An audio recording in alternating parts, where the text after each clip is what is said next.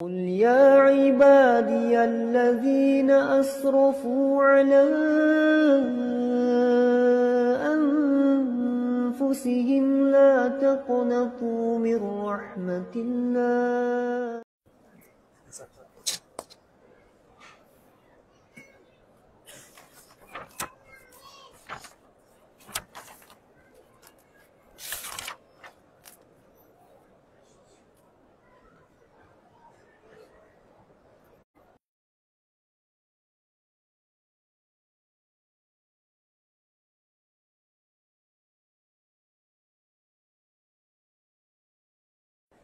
نحمده ونستعينه ونستغفره ونعوذ بالله من شرور أنفسنا ومن سيئات أعمالنا من يهده الله فلا مضل له ومن يضلل فلا هادي له أشهد أن لا إله إلا الله وحده لا شريك له وأشهد أن محمدا الله وخير الهدي هدي محمد صلى الله عليه وسلم وشر الأمور محدثاتها merupakan nikmat yang harus selalu kita pertahankan.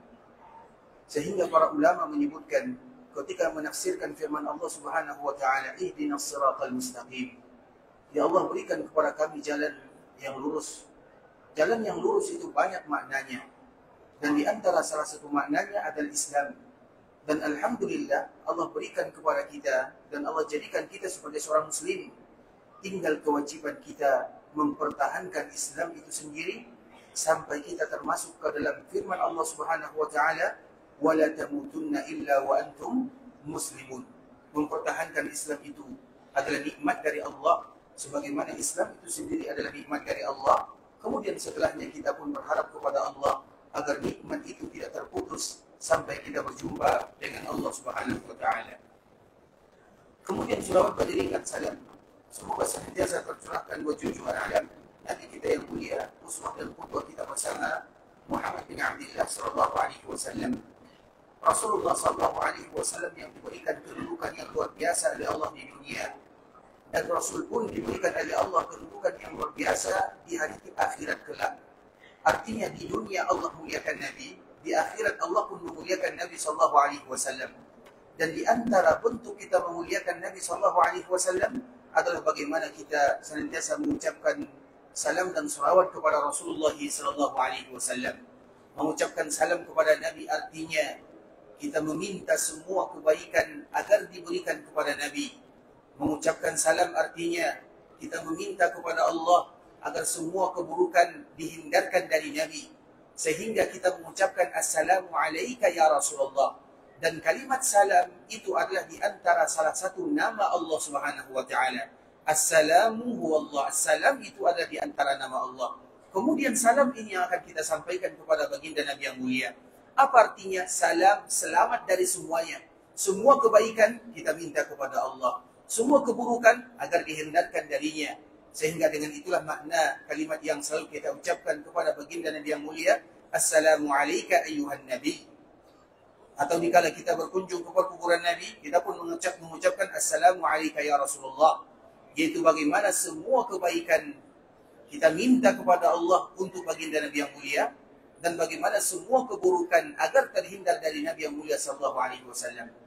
Kemudian begitu juga dengan kalimat salawat kepada Rasulullah. Salawat itu artinya adalah ketika Allah mengangkat nama Nabi sallallahu alaihi wasallam, Allah agungkan Nabi, Allah memuji Nabi, Allah memberikan kepada Nabi kedudukan yang mulia. Dan di antara bentuknya adalah makna daripada firman Allah Subhanahu wa taala, wa rafa'na laka dzikrak, dan kami akan angkat namamu wahai Muhammad. Di dunia tidak akan pernah hilang kalimat Muhammad, sebagaimana di akhirat semua orang akan tertuju kepada Muhammad sallallahu alaihi wasallam. Dan itulah maknanya wa rafa'na laka dzikrak. Dan itu juga di antara bentuk Allah berselawat kepada Nabi kita yang mulia, dan kita berselawat kepada Nabi sallallahu alaihi wasallam agar Allah memberikan kedudukan yang mulia ini kepada baginda Nabi yang mulia sallallahu alaihi wasallam. Dan itulah makna yang terkandung di dalam ucapan yang selalu kita ucapkan, Allahumma salli wa sallim ala nabiyyina Muhammad.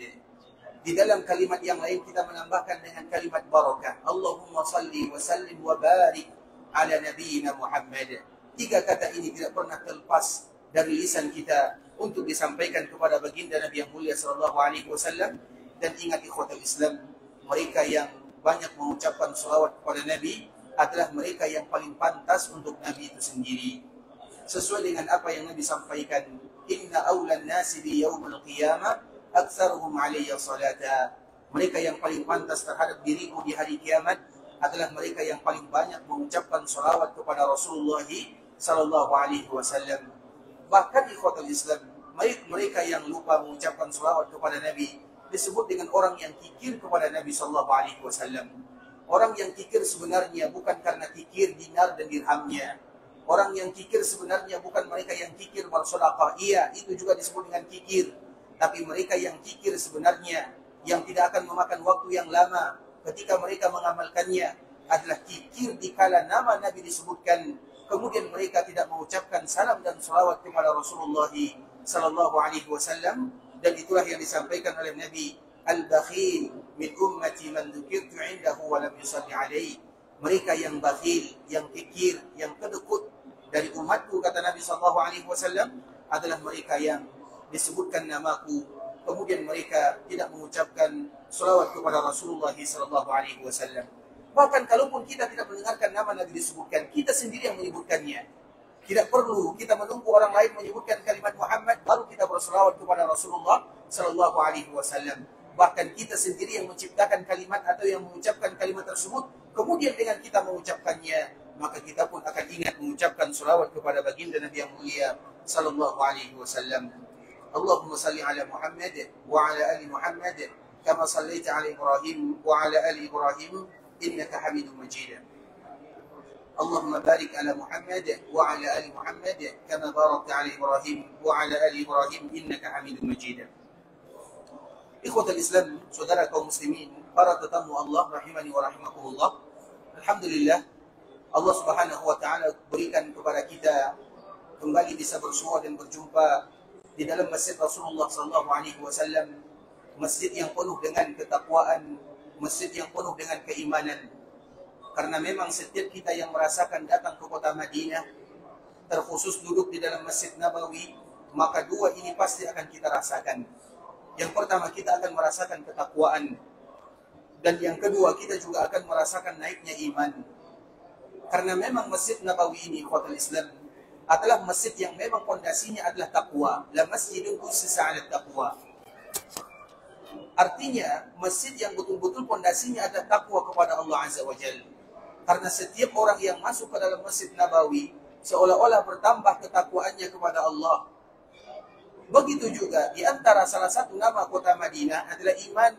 Setiap kali kita datang ke kota Madinah, terutama dikala kita duduk di dalam Masjid Nabawi, maka seketika itu pula kita merasa iman kita bertambah kepada Allah.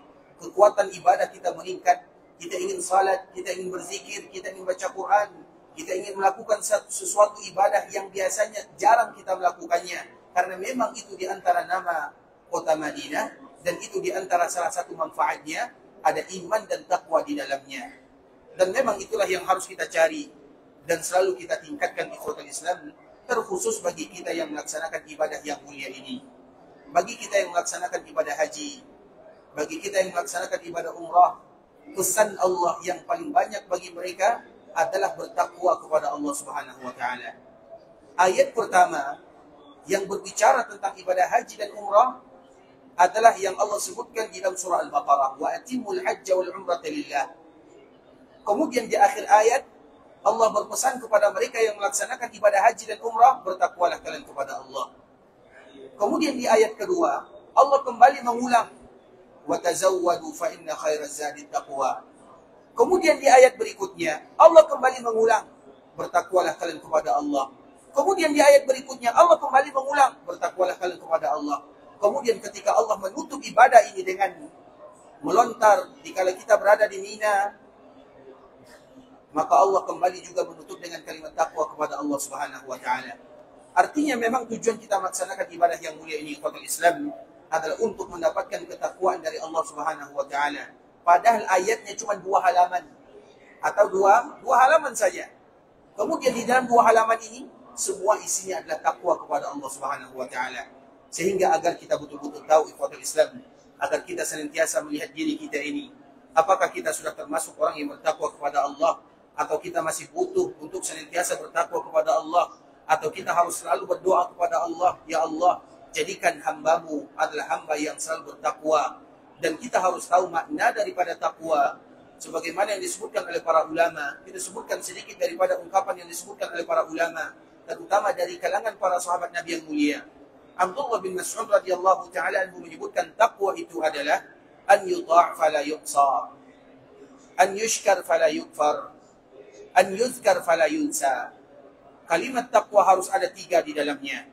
Yang pertama, mereka yang bertakwa adalah mereka yang selalu berupaya untuk taat kepada Allah dan mereka meninggalkan apa yang akan mendatangkan kemurkaan Allah Subhanahu wa taala. Itu takwa namanya.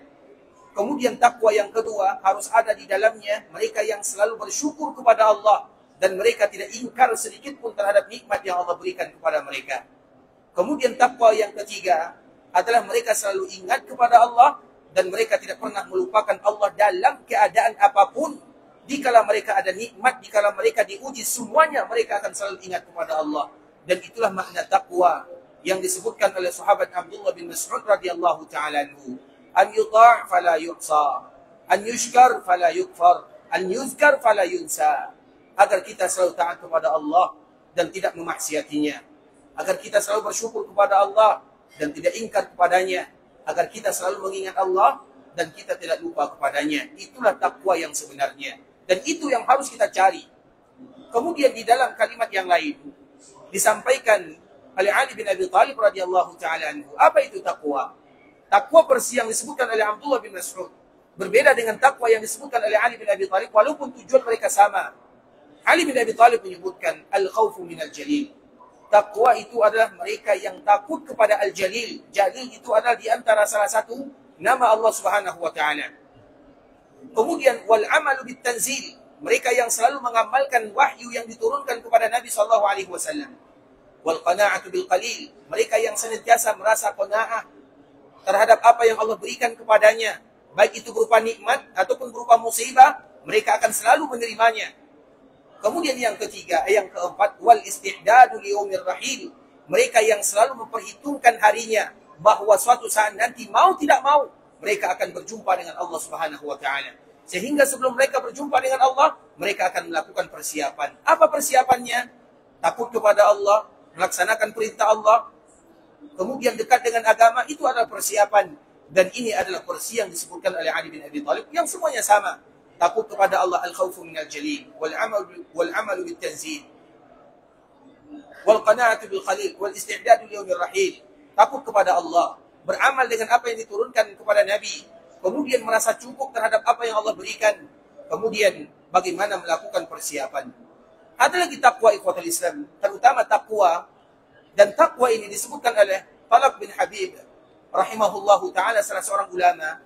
Dan dia memberikan jawaban ini karena dia ditanya di zaman fitnah. Artinya di zaman yang sudah jauh dari zaman Nabi SAW. Sehingga dia memberikan definisi tentang takwa ikhwatul Islam. An ta'mala bi nurillah. Takwa itu adalah ketika kalian beramal berlandaskan cahaya dari Allah Subhanahu wa taala. An ta'mala bi ta'atillah. Ketika kalian melakukan ketaatan berlandaskan ilmu cahaya dari Allah Azza wa Jalla. Tarju sawab Allah.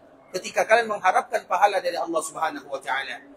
Kemudian takwa itu juga dikala kalian meninggalkan kemaksiatan juga berlandaskan ilmu. Kemudian kalian takut akan ancaman Allah Subhanahu wa taala. Dan takwa yang didefinisikan oleh Talq bin Habib ini sesuai dengan apa yang ada kita rasakan di zaman kita ini ikhwatul Islam, karena zaman kita ini tentunya berbeda dengan zaman-zaman sebelumnya. Abdullah bin Mas'ud mendefinisikan takwa di zamannya dan juga bisa diterapkan di zaman kita. Begitu juga dengan Ali bin Abi Thalib radhiyallahu ta'ala anhu. Sedangkan Talq bin Habib dia mendefinisikan takwa sesuai dengan zamannya yang penuh dengan ujian dan cobaan, yaitu di mana kala kita beribadah kepada Allah, melakukan kebaikan, berlandaskan ilmu, berlandaskan agama, bukan hanya sekedar dari hawa nafsu saja. Kemudian setiap kita beramal dan beribadah, yang kita harapkan adalah pahala dari Allah, bukan pujian dari manusia ataupun sanjungan dari orang lainnya. Kemudian takwa itu juga bagaimana kita meninggalkan kemaksiatan karena Allah. Kita meninggalkan sesuatu kemaksiatan karena Allah, bukan karena manusia, bukan karena ini. Kemudian kita takut akan ancaman Allah Subhanahu wa taala berupa neraka yang telah disebutkan oleh Allah Subhanahu wa taala di dalam ayat-ayat Al-Quran. Artinya ikhwatul Islam, itulah tujuan kita. Tujuan kita datang ke Makkah, Madinah, terkhusus di kota Madinah, yang memang disebut dengan Darul Iman.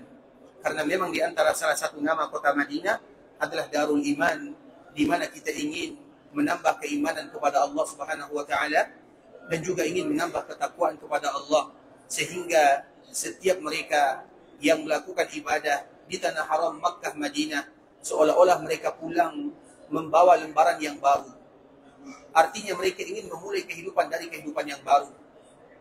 Mereka tidak lagi melihat masa-masa lalunya yang penuh dengan mungkin kesalahan atau kekeliruan dan yang selainnya.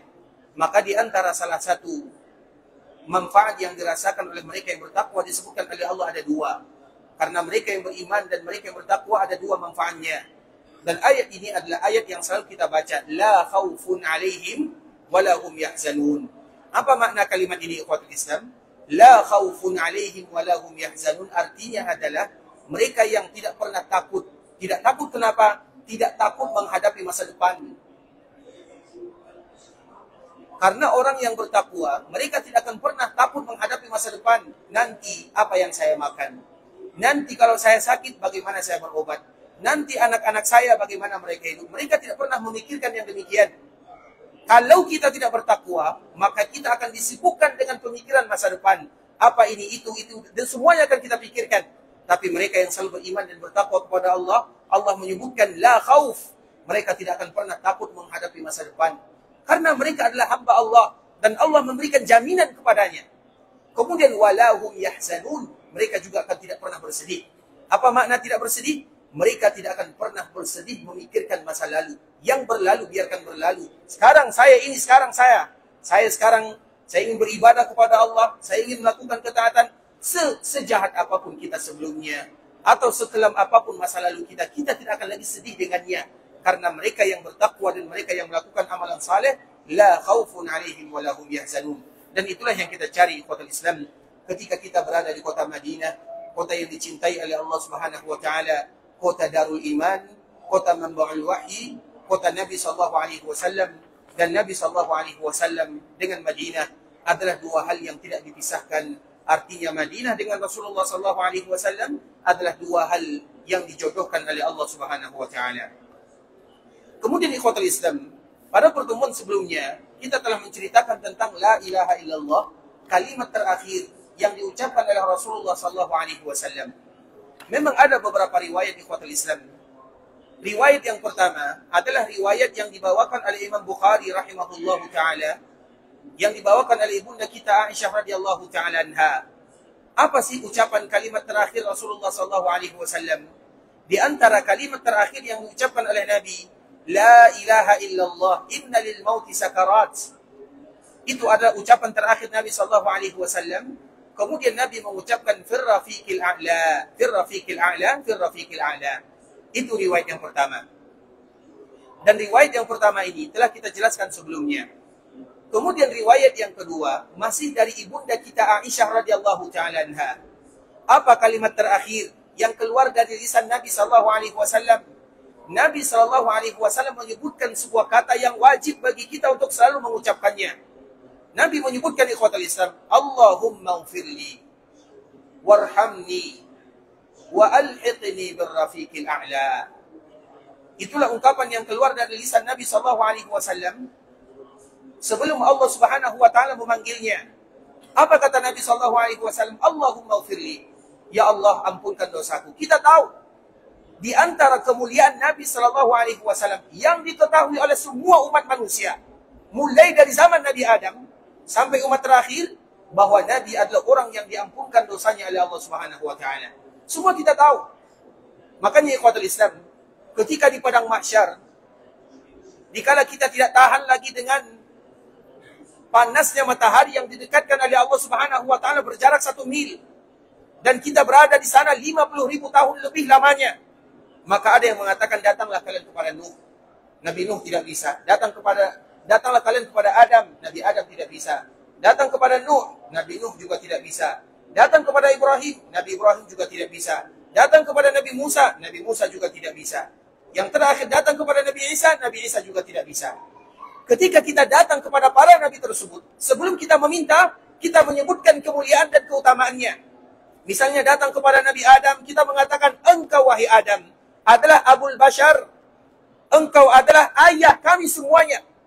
Allah ciptakan kamu dengan tangannya. Artinya itu merupakan kemuliaan Nabi Adam.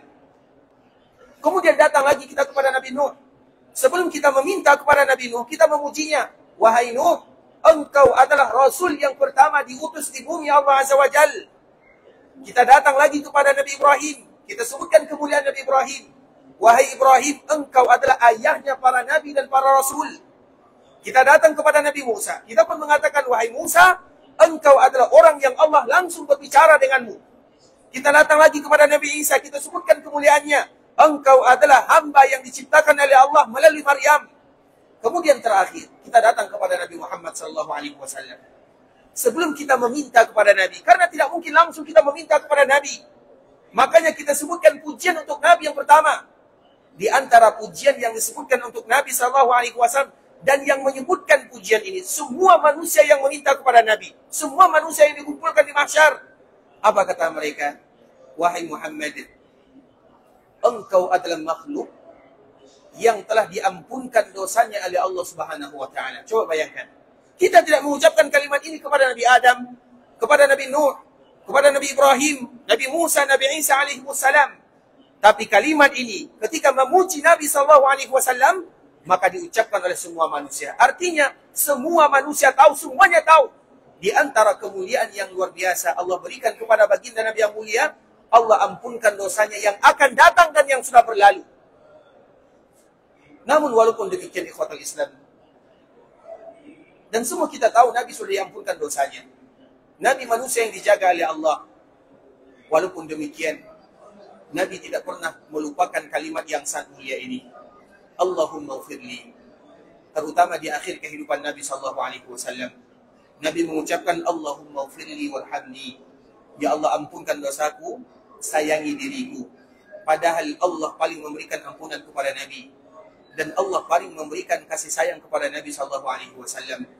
Artinya kalau Nabi saja yang sudah diberikan jaminan oleh Allah Subhanahu wa taala diampunkan dosanya, maka kita tentu lebih banyak lagi meminta istighfar kepada Allah Subhanahu wa taala. Dan istighfar itu merupakan senjata yang kita miliki ikhwatul Islam. Makanya Allah Subhanahu wa taala menyebutkan, "Wa ma kana Allahu liyu'azzibahum wa anta fihim."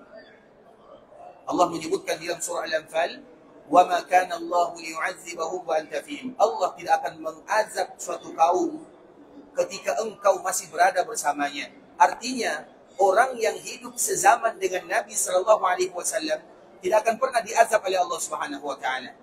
Alasannya satu, karena Nabi ada di tengah-tengahnya. Kemudian Nabi sudah dipanggil oleh Allah. Nabi tidak ada lagi di tengah kita di dalam kehidupan nyata, di dalam kehidupan dunia. Iya, Nabi berada di kota Madinah. Nabi juga hidup, tapi kehidupan Nabi sudah berbeda. Nabi hidup dalam kehidupan barzakh. Sehingga Nabi tidak lagi berada di tengah-tengah kaum muslimin. Jadi bagaimana solusinya agar kita tidak diazab oleh Allah? Allah melanjutkan kalimat berikutnya, wa ma kana Allahu mu'adzibahum wa hum yastaghfirun. Dan Allah tidak akan pernah mengazab mereka untuk selama-lamanya, selama lisan mereka mengucapkan kalimat astaghfirullah. Makanya kalimat ini ikhwatul Islam adalah kalimat yang mulia, kalimat yang indah, yang tidak boleh kaum muslimin melewatkan harinya kecuali mereka mengucapkan kalimat astaghfirullah wa atubu ilaih, atau astaghfirullah wa atubu alayya, atau kalimat astaghfirullah alladzi la ilaha illa huwal hayyul qayyum. Artinya ucapkan kalimat, ada kalimat astaghfirullah di dalamnya. Dan dengan kalimat ini ikhwatul Islam, Allah akan berikan kemudahan-kemudahan dalam kehidupan kita bersama. Sebelum kita melanjutkan tentang Nabi ikhwatul Islam, ada sebuah cerita yang memang para ulama mereka berbeda di sana. Ada yang mengatakan cerita ini adalah cerita yang ada kelemahan dari sisi sanadnya, karena juga dibawakan oleh Imam Al-Baghdadi rahimahullahu ta'ala dan juga imam-imam yang lainnya. Tapi bisa memberikan motivasi kepada kita bersama. Bagaimana faedah bagi mereka yang selalu mengucapkan istighfar, atau mereka yang selalu minta ampun kepada Allah Subhanahu wa ta'ala, atau secara umum mereka yang selalu berzikir kepada Allah Subhanahu wa ta'ala. Karena memang zikir itu semuanya dianjurkan bagi kita mengucapkannya. Kadang kita mengucapkan la ilaha illallah, kadang kita mengucapkan subhanallah, kadang kita mengucapkan alhamdulillah, kadang kita mengucapkan Allahu Akbar, kadang kita mengucapkan astagfirullah, semuanya harus kita ucapkan. Artinya semuanya bisa kita ambil. Karena setiap zikir ini memiliki faedah yang bervariasi atau faedah yang berbeda-beda. Kemudian di ikhwatul Islam diceritakan di dalam kitab ini tentang kejadian yang berlaku atau peristiwa yang terjadi kepada Imam Ahmad rahimahullahu ta'ala. Imam Ahmad adalah muridnya Imam Syafi'i. Imam Syafi'i adalah muridnya Imam Malik. Imam Malik adalah muridnya Nafi'. Nafi' muridnya adalah Abdullah bin Umar. Abdullah bin Umar adalah muridnya Rasulullah sallallahu alaihi wasallam. Jadi riwayat mereka itu, jalur mereka jelas. Dan Imam Bukhari juga memiliki murid 2 orang yang paling bagus dan semua kita tahu. Yang pertama adalah Imam Bukhari dan yang kedua adalah Imam Muslim, yang mana kedua-duanya merupakan murid daripada Imam Ahmad rahimahumullahu ta'ala jami'an. Sehingga agar kita tahu bagaimana para ulama dan siapa guru mereka. Imam Muslim gurunya Imam Bukhari. Imam Bukhari gurunya adalah Imam Ahmad. Imam Ahmad gurunya adalah Imam Syafi'i. Imam Syafi'i gurunya adalah Imam Malik. Imam Malik gurunya adalah Nafi'. Nafi' gurunya adalah Abdullah bin Umar. Abdullah bin Umar adalah gurunya Rasulullah sallallahu alaihi wasallam. Dan mereka ini adalah orang-orang yang mulia dan dimuliakan oleh Allah Subhanahu wa taala. Dan semua kita tahu mereka ini. Kita tahu Imam Malik, kita tahu Imam Syafi'i, kita tahu Imam Ahmad, kita tahu Imam Bukhari, kita tahu Imam Muslim. Semua kita tahu. Nah, kejadian ini terjadi di zaman Imam Ahmad rahimahullah. Imam Ahmad ini ikhwatul Islam, suatu ketika dia ingin keluar dari daerahnya. Dan dia pada waktu itu sudah mulai berumur. Dan dia tidak tahu apa alasannya kenapa dia harus keluar dari daerahnya. Dia ingin menuju sebuah daerah yang ada di tempat tersebut yang agak jauh dari daerahnya. Misalnya Kufah misalnya. Dia pergi ke sebuah daerah. Kemudian dikala dia ingin keluar dari daerahnya, ingin keluar, dia tidak tahu alasannya. Kenapa saya harus keluar? Karena biasanya kita meninggalkan daerah, kita ada alasannya. Kita tinggalkan daerah, bisa jadi untuk ibadah, untuk misalnya untuk pergi umrah, untuk pergi haji, atau untuk pergi bisnis misalnya, atau untuk pergi yang lainnya. Artinya ada tujuannya. Imam Ahmad suatu ketika dia ingin keluar dari daerahnya, namun dia tidak tahu apa tujuannya. Tapi ada dorongan yang kuat dari dalam hatinya untuk keluar dari daerahnya. Kemudian dikala dia keluar di ikhwatul Islam, dia pun keluar sampailah di daerah yang dia tuju pada malam hari. Dia pun akhirnya melaksanakan sholat maghrib di sana. Ketika melaksanakan sholat maghrib, dia pun istirahat sampai datangnya waktu Isya. Ketika datang waktu Isya, maka dia pun ingin istirahat di dalam masjid. Tapi orang yang ada di dalam masjid ini, kalau bahasa kitanya pengurusnya, tidak mengizinkan imam ini berada di dalam masjid. Dan dia tidak tahu kalau itu adalah Imam Ahmad. Dan dia tidak mau tahu. Dia tidak tahu dan dia tidak mau tahu. Padahal Imam Ahmad sudah tua. Kemudian Imam Ahmad meminta tolong kepada pengurus masjid ini. Kalau kamu tidak mengizinkan diriku untuk tinggal di dalam masjid, aku ini seorang musafir. Aku tidak ada tempat tinggal. Kalau engkau usir diriku, kemana aku akan tinggal? Imam Ahmad sudah menyebutkan bagaimana keadaannya. Artinya dia seorang musafir. Kemudian orang ini, dia tidak mau tahu. Yang penting kamu jangan tinggal dalam masjid, keluar. Kemudian akhirnya Imam Ahmad mengatakan, kalau kamu tidak mengizinkan diriku tinggal di dalamnya, izinkan aku tinggal di luar masjid. Di luar masjid pun tidak boleh. Artinya betul-betul dia tidak suka kepada Imam Ahmad untuk tinggal di masjid. Kita tidak tahu apa alasannya. Tentunya ada hikmah dari Allah Subhanahu wa taala. Dikala mereka berdua ini berdialog, didengar oleh orang yang tinggal di samping masjid. Orang yang tinggal di samping masjid ini ikhwatul Islam juga seorang yang sudah tua. Dan dia pekerjaannya adalah seorang khabbaz. Khabbaz itu artinya adalah seorang yang membuat roti. Kemudian dia pun kasihan melihat Imam Ahmad. Dan dia tidak tahu kalau itu adalah Imam Ahmad. Imam Ahmad namanya dikenal di dunia. Sebagaimana Imam Syafi'i namanya dikenal di dunia. Sebagaimana Imam Malik namanya dikenal di dunia. Tapi kita sampai sekarang tidak pernah kenal mana Imam Syafi'i. Mana Imam Ahmad, mana Imam Malik. Siapa yang tahu bagaimana wajahnya? Tidak ada yang tahu. Kecuali kalau seandainya ada orang yang diberikan karunia oleh Allah, dia berjumpa dengan Imam Syafi'i di dalam mimpi. Tapi itu pun jarang. Artinya ikhwatul Islam sampai sekarang kita sebutkan Syafi'i rahimahullah. Tapi bagaimana keadaannya, bagaimana bentuknya, tidak ada yang tahu. Begitu juga dengan Imam Ahmad, tidak ada yang tahu bagaimana bentuknya. Nah, kalau demikian di zaman kita, begitu juga di zaman terdahulu. Orang tidak tahu mana mukanya Imam Ahmad, mana mukanya Imam Syafi'i, mana mukanya Imam Malik, mana mukanya Imam Abu Hanifah. Orang tidak tahu. Tapi orang tahu namanya. Imam Ahmad pada waktu itu, dia tidak menyebutkan namanya. Dia menyebutkan saya seorang musafir. Tetangga masjid ini juga tidak tahu kalau itu adalah Imam Ahmad. Tapi dia merasa kasihan. Ada orang yang jalan bersafar, kemudian dia tidak ada tempat tinggal. Maka dia pun mengatakan, wahai fulan, tinggallah di rumahku pada malam hari ini. Ditawarkan kepada Imam Ahmad rahimahullahu ta'ala. Imam Ahmad pun dia menerima tawaran tersebut. Kemudian pada akhirnya malam itu dia tinggal di rumah orang yang tukang bikin roti ini, yang tinggal di samping masjid yang ada di sana. Kemudian di kota Islam, dikala Imam Ahmad ini istirahat, maka seorang pedagang, biasanya mereka memanfaatkan waktunya untuk mempersiapkan dagangannya untuk keesokan harinya. Maka tentunya orang ini mempersiapkan rotinya, gandumnya, sambil dia berzikir.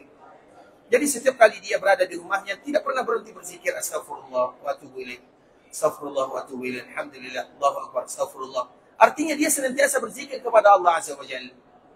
Kemudian Imam Ahmad tentunya merasa heran, kaget. Kenapa sih orang seperti ini bisa senantiasa memanfaatkan zikirnya atau senantiasa berzikir kepada Allah, padahal dalam dia bekerja, dia pun masih bisa berzikir. Kalau dia bekerja, dia berzikir. Bagaimana kalau dia tidak bekerja? Tentunya dia lebih mudah lagi berzikir kepada Allah Subhanahu wa ta'ala. Artinya betul-betul harinya dijadikan berzikir kepada Allah. Kalau dia tidak berbicara, maka dia akan mengucapkan kalimat yang diridhai oleh Allah Azza wa Jalla. Subhanallah, alhamdulillah, astaghfirullah wa atubu ilaih, atau kalimat-kalimat yang semisalnya. Imam Ahmad pun merasa heran, wahai fulan, bolehkah aku bertanya? Maka orang tersebut mengatakan, silakan wahai saudaraku. Maka apa kata Imam Ahmad? Aku mendengar kamu senantiasa berzikir kepada Allah Subhanahu wa ta'ala. Hal qatabta samara? Apakah engkau telah memetik hasil daripada zikir yang kau baca? Artinya apakah engkau dengan berzikir ini ada manfaat yang kau rasakan? Zikir ini tentunya zikir yang sudah masyhur, yang diajarkan oleh Nabi SAW, bukan zikir yang dibuat-buat. Zikir yang masyhur apa? Astagfirullah, Nabi menganjurkan. Alhamdulillah, Allahu Akbar, la ilaha illallah, subhanallah. Itu zikir dari Nabi SAW, la ilaha illallah. Karena ada zikir ikhwatul Islam yang tidak pernah bersumber dari Nabi SAW. Itu dua hal yang berbeza. Sehingga yang harus kita perhatikan baik-baik, zikir yang telah disebutkan oleh Nabi. Dan alhamdulillah zikir itu mudah sekali. Tidak perlu bagi kita menghafalnya. Subhanallah, semua kita hafal. Alhamdulillah, semua kita hafal. Astagfirullah, mudah bagi kita mengucapkannya. Tanpa diikat dengan waktu dan tanpa diikat dengan bilangan. Kemudian ikhwatul Islam, dikala Imam Ahmad bertanya, apakah kamu memetik hasil daripada zikir yang kamu baca? Aku mendengarkan kamu berzikir. Maka apa jawaban orang ini?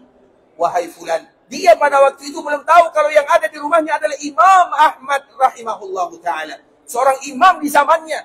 Imam Ahlul Hadis. Disebut dengan Imam Ahlus Sunnah. Imam Ahmad terkenal dengan imamnya. Dia telah menukilkan hadis-hadis Nabi SAW, atau menghafalkan hadis-hadis Nabi alfi hadis, 1000 hadis. Kemarin kita sebutkan 1000 berapa? 1 juta. Dan itu sulit di kota Islam. Hadis yang paling banyak dibawakan terkenal dengan Musnad Imam Ahmad. Iya, imam yang lain juga punya Musnad, tapi yang paling banyak periwayatan hadisnya adalah Imam Ahmad, karena memang dia bergelut di bidang hadis. Kemudian di kota Islam, dia tidak tahu kalau itu adalah Imam Ahmad. Maka orang ini mengatakan, dikala Imam Ahmad bertanya, wahai fulan, apa yang kamu hasilkan dari zikirmu? Maka orang ini mengatakan, aku mendapatkan kebahagiaan di dalam kehidupanku, dan tidaklah aku meminta kepada Allah, kecuali Allah pasti kabulkan doa dan permintaanku. Itu kata orang tersebut. Kata orang yang selalu berzikir ini, dan ditanya oleh Imam Ahmad, apa yang kamu hasilkan daripada zikir yang kamu baca? Maka dia pun mengatakan, tidaklah aku berzikir kepada Allah, kecuali semua doaku pasti dikabulkan oleh Allah Subhanahu wa ta'ala. Kecuali satu. Ada satu permintaan yang belum dikabulkan oleh Allah Subhanahu wa ta'ala. Tinggal satu. Artinya dia selalu meminta kepada Allah. Tapi ada satu doa yang selalu aku minta kepada Allah. Maka Imam Ahmad pun kaget. Apa permintaan yang belum Allah kabulkan untuk dirimu? Maka orang ini mengatakan, aku selalu meminta kepada Allah agar aku bisa berjumpa dengan salah seorang ulama yang bernama Ahmad bin Hanbal. Dia tidak tahu kalau Ahmad bin Hanbal itu ada di depannya. Kemudian Imam Ahmad bin Hanbal dikala mendengarkan kalimat ini, Allahu Akbar. Wahai fulan, akulah Imam Ahmad bin Hanbal, aku Ahmad bin Hanbal. Kemudian pun akhirnya mereka pun berpelukan. Ternyata Allah, kenapa Imam Ahmad keluar dari kampung halamannya? Dia tidak tahu apa alasannya. Kenapa dia harus keluar? Apa tujuannya? Ternyata tujuannya karena Allah ingin mengabulkan doa fulan ini. Yang selalu berzikir kepada Allah Subhanahu wa taala, dia keluar. Dia tidak tahu alasannya. Alasannya karena Allah ingin mengabulkan doa orang yang selalu mengatakan, "Ya Allah, pertemukan aku dengan Ahmad bin Hanbal." Artinya ikhwatul Islam, kalau kita mendengarkan kalimat ini, kisah yang indah ini, apakah mungkin kita akan berhenti berzikir kepada Allah? Zikir kepada Allah bukan hanya dikala kita berdoa, enggak. Dan waktu kita masih banyak untuk berzikir kepada Allah. Coba bayangkan, mulai dari kita di kota Madinah saja. Misalnya kita keluar dari lift, kemudian kita pergi ke Masjid Nabawi, yang jaraknya mungkin 200, ada yang 300, tergantung. Kemudian, dikala kita berjalan menuju Masjid Nabawi, apa yang kita ucapkan? Banyak di antara kita yang diam, mulutnya diam saja. Alangkah indahnya kalau seandainya dia mengucapkan astagfirullah wa atubu ilaih. Kalau dia mengucapkan astagfirullah, berapa banyak kalimat astagfirullah yang selalu dia ucapkan. Misalnya kita sekarang antrian lift misalnya. Kita berada di hotel yang misalnya penuh orang jamaah di sana. Kita tidak mungkin langsung masuk begitu saja. Atau antrian ketika kita ingin makan. Apa yang harus kita ucapkan? Zikir kepada Allah Subhanahu wa taala. Artinya masih banyak hari-hari kita yang kita lalaikan untuk berzikir kepada Allah. Dan salah satunya adalah dengan kalimat astagfirullah. Makanya ikhwatul Islam sebuah kalimat yang sangat indah. Yang selalu kami perhatikan. Karena biasanya bagaimanapun di kota Madinah, terutama dikala kita ada di sini, bukan hanya kita sebagai jemaah, kami pun sebagai mahasiswa juga demikian keadaannya. Seperti misalnya kalau sudah siang, maka kami pun akan antri makan di kampus itu antri. Antrinya lumayan panjang, kadang ada 100 meter, kadang ada antri sama dengan kita, antri. Kemudian kalimat-kalimat di depan pintu, terutama bagi mereka yang antri, maka ada sebuah bahasa yang sangat indah. Imla'ul intidhar bil istighfar. Kalimatnya, isilah masa-masa penungguanmu atau masa-masa kamu antri, masa-masa kamu menunggu dengan istighfar kepada Allah Subhanahu wa taala. Nah, begitulah ikhwatul Islam. Alhamdulillah masih banyak waktu kita yang terlewatkan. Kemudian dengan waktu kita yang terlewatkan ini, apa yang harus kita baca? Di saat itulah kita berusaha membiasakan lisan dan lidah untuk berzikir kepada Allah Subhanahu wa taala. Maka dengan itulah zikir itu ikhwatul Islam sebagaimana yang disebutkan oleh Nabi sallallahu alaihi wasallam, la yazalu lisanuka ratban bi dzikrillah. Hendaklah lisanmu senantiasa basah berzikir kepada Allah. Hadis ini kapan disebutkan oleh Nabi sallallahu alaihi wasallam? Ketika ada salah seorang sahabat yang bertanya kepada Nabi, datang mengadu kepada Nabi, "Ya Rasulullah, seolah-olah agama ini berat bagiku. Salat itu berat, kadang berat bagi kita melakukannya. Zakat itu juga berat bagi kita mengeluarkan uang. Puasa itu berat bagi kita untuk menahan. Artinya banyak ujian, banyak cobaan yang akan kita hadapi dalam kehidupan." Dan orang ini datang mengadu kepada Nabi sallallahu alaihi wasallam, seolah-olah agama ini berat. Apa kata Nabi sallallahu alaihi wasallam? La yazalu lisanuka ratban bi dzikrillah. Nabi mengatakan, hendaklah lisanmu selalu basah berzikir kepada Allah. Apa hubungan pertanyaan dengan jawaban? Hubungannya ikhwatul Islam berarti mereka yang selalu berzikir kepada Allah, maka akan dimudahkan beribadah kepada Allah Subhanahu wa taala. Itulah kaitan hubungannya. Makanya Nabi memberikan jawaban, hendaklah lisanmu selalu basah berzikir kepada Allah. Kita merasakan ibadah itu ikhwatul Islam berat? Iya. Makanya kita selalu mengatakan kita beribadah di sini. Mudah bagi kita beribadah di kota Madinah, di tanah haram, mudah. Karena semua orang beribadah di sini. Tapi coba kalau kita sudah pulang ke kampung halaman, di mana maksiat ada di kanan, maksiat ada di kiri. Kemudian bagaimana kita beribadah kepada Allah? Salah satunya adalah dengan sering berzikir kepada Allah Subhanahu wa taala. Dan hadis ini adalah hadis yang sangat bermanfaat untuk kami dan hadis yang sangat bermanfaat untuk kita semuanya, sehingga Imam An-Nawawi rahimahullah yang meninggal pada tahun 676 Hijriah sengaja menukilkan hadis ini di dalam kitab Al-Arba'in An-Nawawiyah.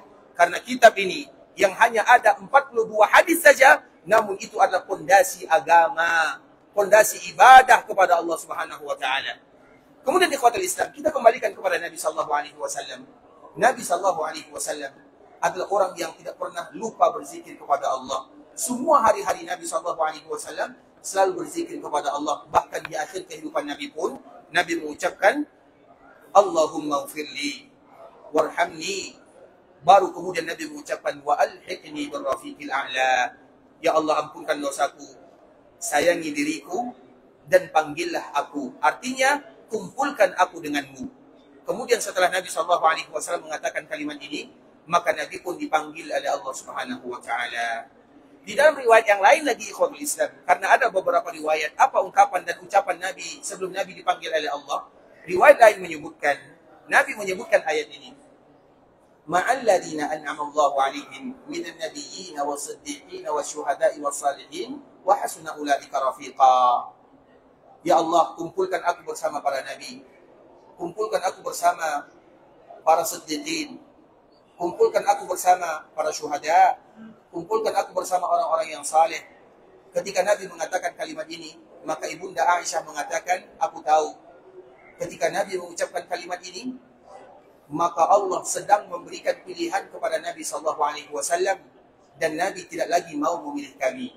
Artinya Nabi tidak lagi mau memilih dunia, tapi Nabi memilih berjumpa dengan Allah Subhanahu wa Ta'ala. Sehingga Ibunda kita Aisyah paham, karena memang tidak ada para nabi kecuali mereka diberikan pilihan oleh Allah, wahai fulan, apakah kamu ingin berjumpa dengan Allah atau ingin tetap hidup di dunia? Maka semua jawaban mereka sama.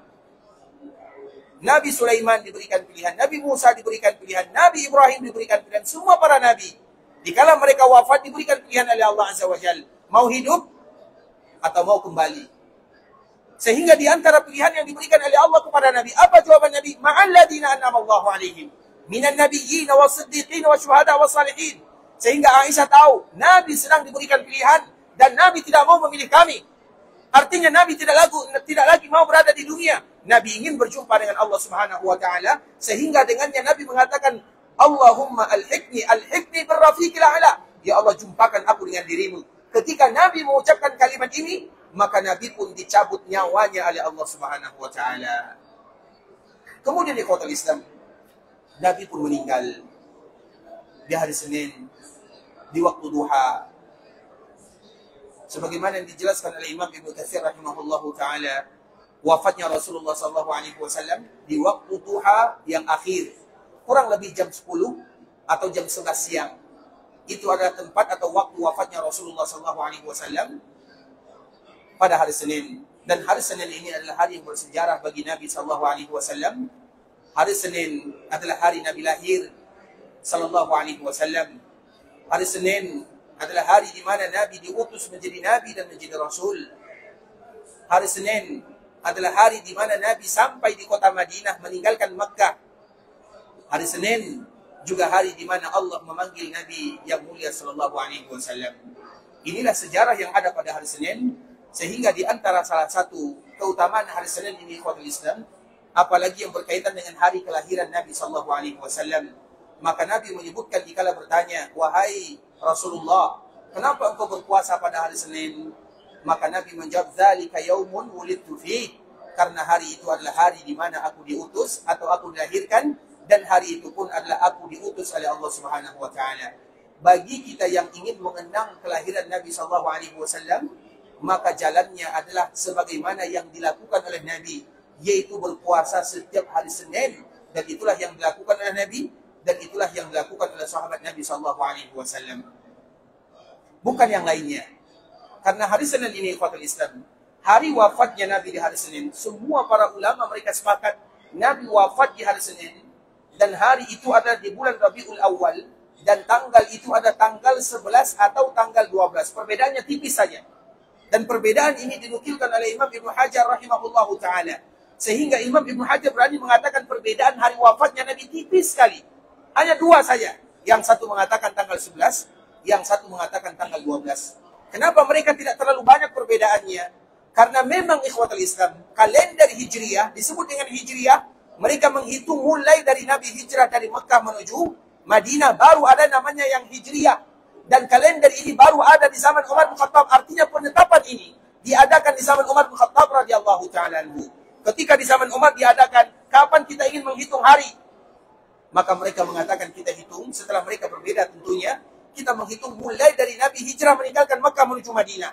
Dan Nabi datang ke Madinah ketika meninggalkan Mekah, itu pasti bulan Rabiul Awal. Artinya betul 10 tahun Nabi berada di kota Madinah. Nabi datang ke sini, sampai di Madinah di bulan Rabiul Awal, di hari Senin. Dan Nabi pun dipanggil oleh Allah di bulan Rabiul Awal, di hari Senin juga. Sehingga mudah bagi para sahabat Nabi untuk menghitung kapan Nabi wafat, kapan Nabi dipanggil oleh Allah Subhanahu wa taala. Sedangkan kalau kita perhatikan kapan Nabi lahir, maka banyak sekali perbedaan yang ada di sana. Kenapa demikian? Karena kalender Hijriah itu belum ada. Hijriah itu dihitung baru dari Nabi hijrah dari Mekah menuju Madinah. Sedangkan Nabi lahir 53 tahun sebelumnya. Karena memang tradisi orang Arab di Fatul Islam, orang-orang terdahulu mereka tidak biasa mencatat. Jangankan orang terdahulu, nenek moyang kita saja. Misalnya, jangankan nenek moyang kita, nenek kita saja. Bahkan ada di antara ayah dan ibu kita, kita tidak tahu kapan mereka lahir. Mereka pun tidak tahu kapan mereka lahir. Kadang-kadang ditulis di KTP-nya tanggal 1 bulan 1. Itu semua isinya. Kapan lahir? 1 Januari. Karena mereka tidak tahu. Kalau demikian keadaannya baru orang tua kita, bagaimana 1400 atau 1500 yang silam. Sehingga di antara tradisi mereka ikhwatul Islam, mereka tidak pernah mencatat, mereka menghafal atau menasabkan kepada kejadian-kejadian lama. Sehingga para ulama semuanya, apabila mereka bercerita tentang Nabi yang mulia sallallahu alaihi wasallam, kapan Nabi lahir, maka jawaban yang paling mereka sepakat ada 2 saja. Yang pertama, Nabi lahir di hari Senin. Kenapa mereka berani mengatakan yang demikian? Karena Nabi yang mengatakannya. Yang kedua, kapan Nabi lahir? Nabi lahir di tahun gajah. Semua sepakat di sana. Tahunnya tahun gajah, harinya hari Senin. Tanggalnya, maka di sana mereka berbeda. Kenapa mereka berbeda? Karena memang belum ada tanggalnya. Tanggal itu, kalender Hijriah, baru ada di kala Nabi hijrah dari Makkah menuju Madinah. Sehingga disebut dengan Hijri atau Hijriah. Maka wajar jika terjadi perbedaan di sana. Dan sebuah kaidah menyebutkan, idza wujidal ihtimal, saqatal istidlal. Apabila ada kemungkinan-kemungkinan yang semuanya mungkin.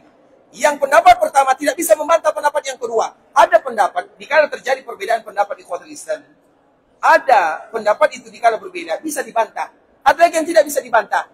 Nah, untuk menunjukkan hari lahirnya Nabi, pendapat yang satu dengan pendapat yang dua tidak boleh. Mereka saling membantah. Karena argumen mereka sama-sama tidak kuat. Atau sama-sama kuat.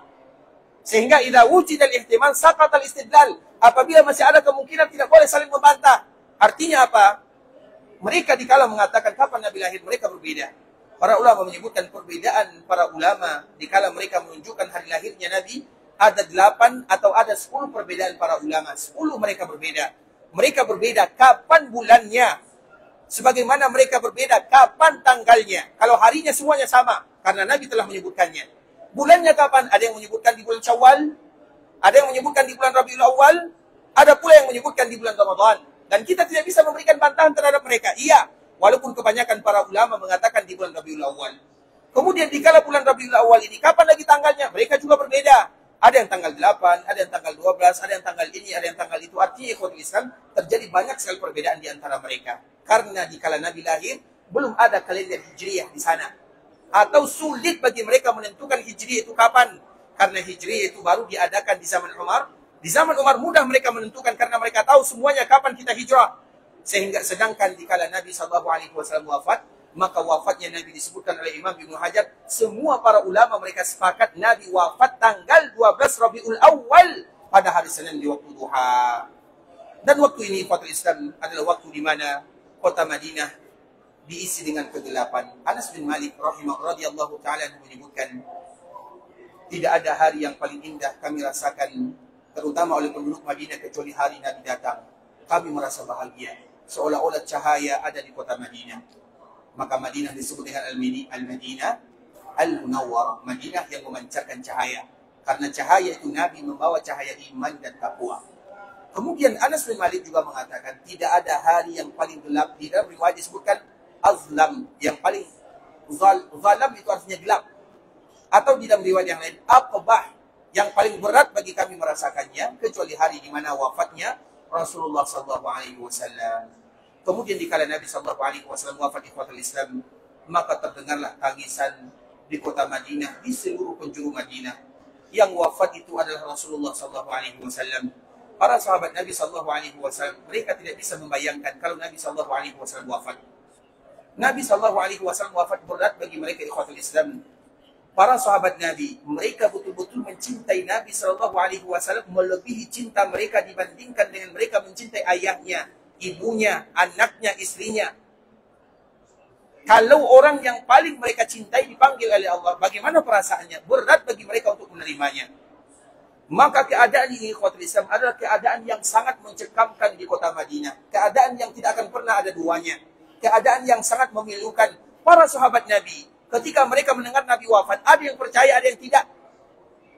Karena tidak mungkin, sulit bagi mereka percaya. Kenapa sulit bagi mereka percaya? Bukan berarti mereka tidak menerima takdir Allah Subhanahu wa Ta'ala. Tapi apakah secepat itu Nabi meninggalkan kita? Baru saja Nabi, karena di pagi Seninnya, ikhwatul Islam, di pagi Senin, dikala Nabi SAW akan meninggal, di siangnya atau di duhanya, Nabi buka tirai yang ada di rumahnya.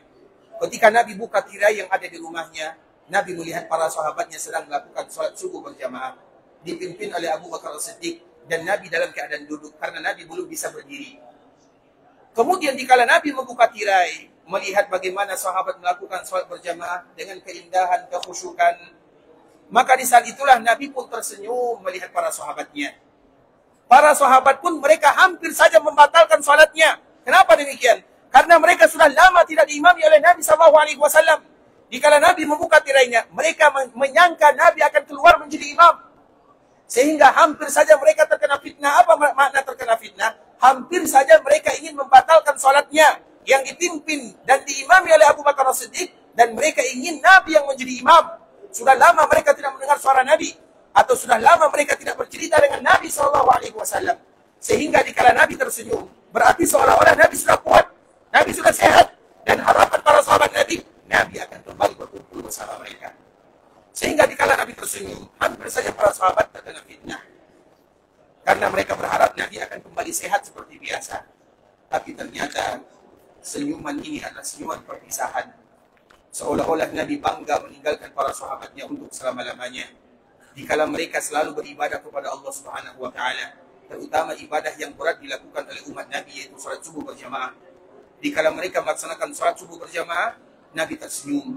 Seolah-olah Nabi tenang meninggalkan dunia, meninggalkan para sahabatnya. Dikala melihat mereka, kalau salat subuh saja mudah bagi mereka melakukannya, tentunya salat-salat yang lain juga mudah bagi mereka untuk melakukannya.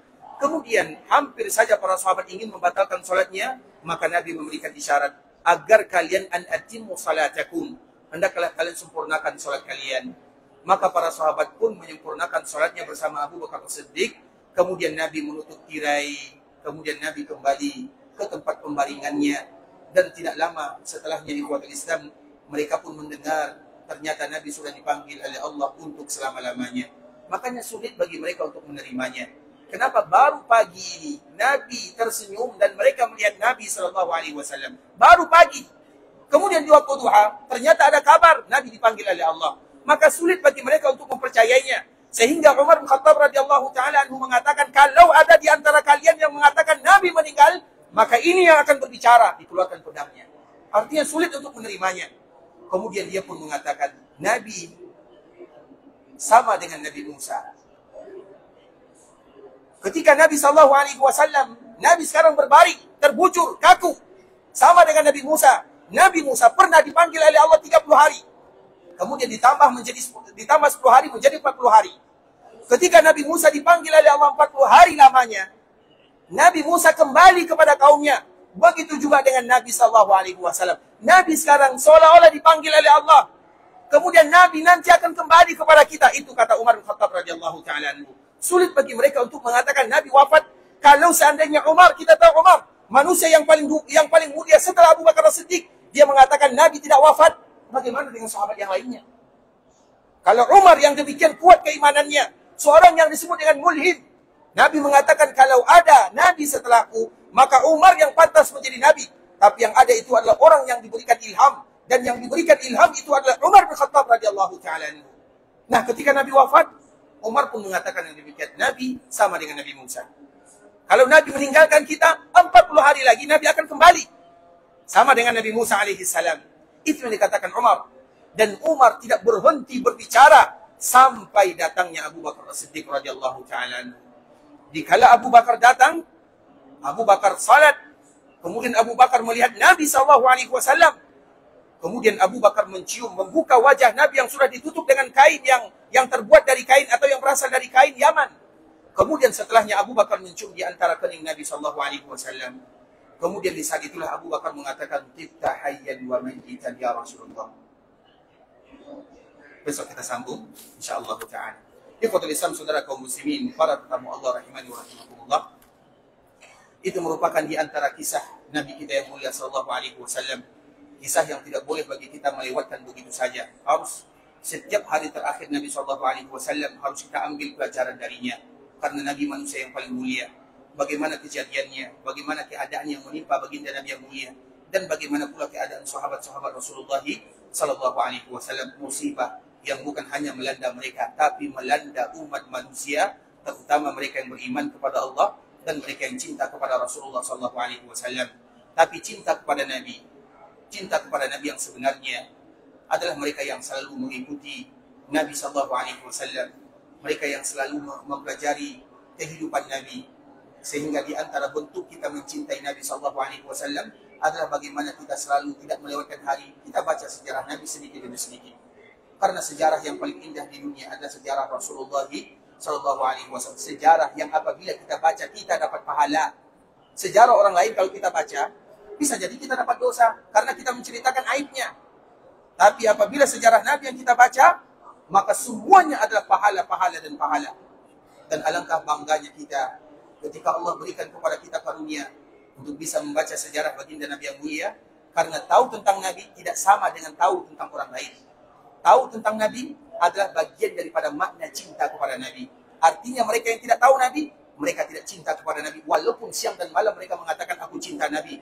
Padahal hakikat yang sebenarnya mereka tidak cinta Nabi. Cinta Nabi di antara salah satu buktinya harus mengetahui orang yang kita cintai.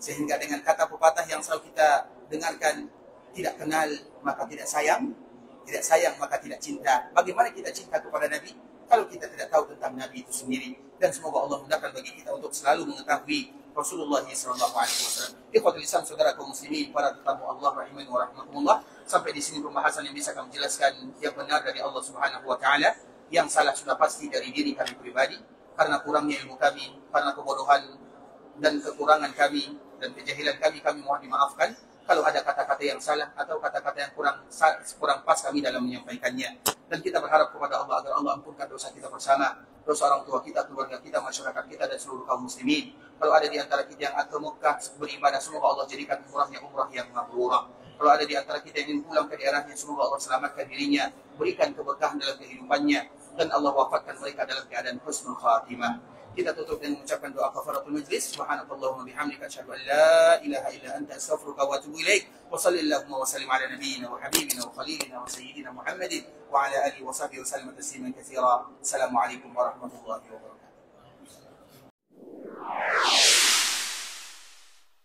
قل يا عبادي الذين أسرفوا على